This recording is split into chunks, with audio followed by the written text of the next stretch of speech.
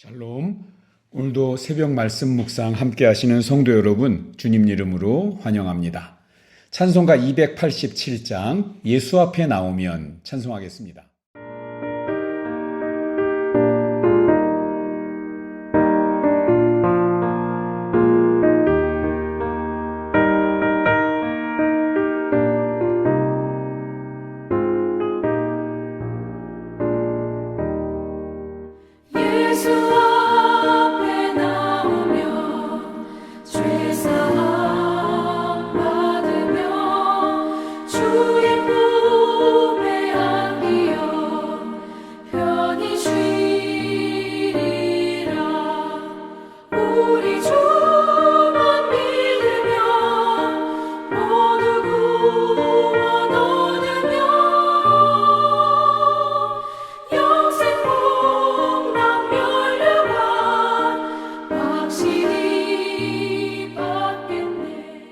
오늘 말씀 요한계시록 3장 1절에서 6절입니다. 사대교회 사자에게 편지하라. 하나님의 일곱 영과 일곱 별을 가지신 이가 이르시되, 내가 네 행위를 아노니 네가 살았다 하는 이름은 가졌으나 죽은 자로다. 너는 일깨어 그 남은 바 죽게 된 것을 굳건하게 하라. 내 하나님 앞에 내 행위의 온전한 것을 찾지 못하였노니, 그러므로 네가 어떻게 받았으며 어떻게 들었는지 생각하고 지켜 회개하라. 만일 일깨지 아니하면 내가 도둑같이 이르리니 어느 때에 네게 이르는지 네가 알지 못하리라. 그러나 사대에 그 옷을 더럽히지 아니한 자 몇 명이 네게 있어 흰옷을 입고 나와 함께 다니리니 그들은 합당한 자인 연고라. 이기는 자는 이와 같이 흰옷을 입을 것이요 내가 그 이름을 생명책에서 결코 지우지 아니하고 그 이름을 내 아버지 앞과 그의 천사들 앞에서 시인하리라. 귀 있는 자는 성령이 교회들에게 하시는 말씀을 들을지어다. 오늘 본문은 소아시아 7교회 중 5번째 사대 교회에게 보내는 편지입니다. 사대는 고대 리디아 왕국의 수도였습니다. 리디아 왕국은 세계 최초로 우리 주화, 그러니까 화폐를 만들었던 곳입니다. 우리나라에서 최초로 주화가 만들어진 것은 고려시대 996년에 만들어진 건원중보입니다. 사대는 그런데 그것보다도 약 1600년도 더 전에 이 주화가 만들어졌습니다. 그러니까 얼마나 무역과 경제가 발달했는지를 우리 짐작할 수 있습니다. 또 사대를 수비하던 성은 우리 난공불락의 요새였습니다. 뒤쪽으로는 투모루스라는 큰 산이 버티고 있고요. 도시의 양쪽은 낭떠러지 절벽이었습니다. 입구는 경사가 져서 이렇게 막 군인들이 침략하기가 쉽지 않은 정말 난공불락이었습니다. 지난해 터키에 위치한 이 사대교회 유적지를 방문했는데요. 가이드로부터 한 이야기를 들었습니다. 어쩌면 그 이야기가 오늘 본문의 사대교회를 향한 책망과 관련이 있다고 생각이 되어서 그 이야기를 좀 전해드리려고 합니다. 이스라엘 포로들의 귀환을 명령한 것으로 잘 알려진 우리 페르시아 왕 고레스가 이 사대성을 포위했을 때의 일입니다. 수많은 페르시아 병사들이 겹겹이 사대를 에워쌌지만 사대 사람들은 별로 개의치 않았다고 합니다. 왜냐하면 그들은 난공불락의 성에 숨어있기만 하면 된다고, 그러면 아무 문제가 없을 것이라고 믿었기 때문입니다.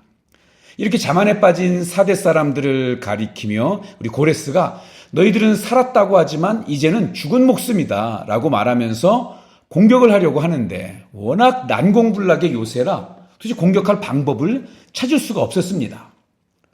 자, 그런데 그러던 어느 날 성을 지키던 이 사대의 한 병사가 그 투구를 그 높은 성벽에서 밑으로 떨어뜨렸습니다. 근데 그것을 찾으려고 이 절벽 아래쪽으로 내려오는 것을 이 페르시아 병사가 발견을 했습니다.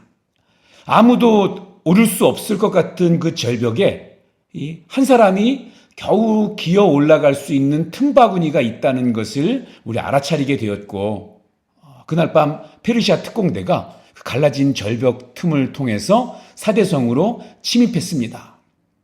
그런데 그날 밤 이 사대 자기들의 요새는 안전하다고 생각해서 그 사대성을 성벽을 지키고 있었던 병사들이 아무도 없이 모두가 방심하여서 잠자고 있었다고 합니다. 사대는 결국 이 페르시아에게 함락되어 말았습니다. 칭찬으로 시작했다가 책망으로 이어지는 이 다른 교회들과는 달리 사대 교회를 향한 이 주님의 말씀은 책망으로부터 시작을 합니다. 그 책망은 살아있다는 이름은 가졌으나 실상은 죽은 자라는 것입니다. 살아있다는 이름은 가졌으나 너희가 실상은 죽은 자라. 살아있다는 이름을 가졌다는 말은 사람들 사이에 평판이 꽤 좋았다는 그런 의미일 것입니다. 사대교회라는 이름만 들어도 사람들이 그 교회 하면서 인정했을 것입니다. 사대교회 사람들은 정말 자기들이 흠잡을 거 없는 그러한 교회고 그러한 신앙인이라고 자부했을지도 모릅니다.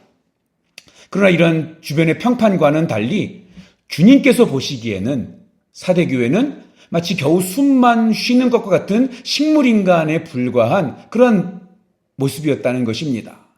예배의 감격은 사라지고 그냥 습관만 남은 종교 행위만 치러지고 있는 그런 교회에 불과했습니다. 아주 그럴듯한 외양은 가지고 있었으나 속으로는 죽었다는 말을 들을 만큼 어쩌면 우리의 영적인 건강은 치명적인 수준일 수도 있다는 것을 생각해 보아야 합니다. 아무리 겉으로 이 종교 활동을 많이 하고 살아 움직이는 것 같은 교회를 만들고 가꾸어도 그것이 사람들이 평가가 아니라 주님 보시기에 어떠한가를 생각해 볼 수 있어야 합니다. 그것이 훨씬 더 중요합니다.